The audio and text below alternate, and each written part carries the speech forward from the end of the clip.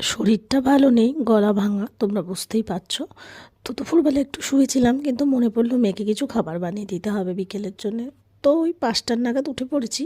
উঠে গিয়ে প্রথমে কিছুটা ওটস নিয়ে সেটাকে গুঁড়ো করে নিলাম। তারপর একটা কলা আর বেশ কয়েকটা 8-10টা মতন খেজুর নিয়ে ভালো করে ছাড়িয়ে ধুয়ে পেস্ট করে নিলাম। তার সঙ্গে 2 চামচ চিনিও ছিল, কিন্তু যেটা ওটসের সাথে গুঁড়ো করেছিলাম। এবার একটু 1/2 চামচ বেকিং পাউডার দিলাম, দিয়ে খুব ভালো করে মিক্সড করে দিলাম। তোমরা চাইলে জলের বদলে এটাকে দুধ দিয়েও গুলতে পারো। গুলে নিয়ে তারপরে আমি এখানে কড়াইয়ের মধ্যে একটু সামান্য তেল দিয়ে তারপরে প্যানকেকের মতন ওটাকে ছড়িয়ে দিলাম চারদিকে।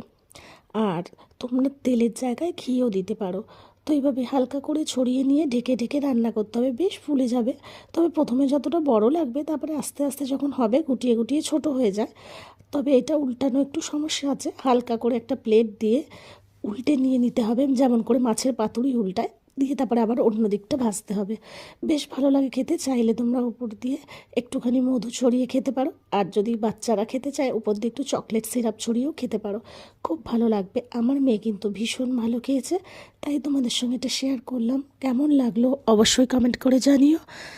টাটা সবাইকে, খুব ভালো থেকো, সুস্থ থেকো।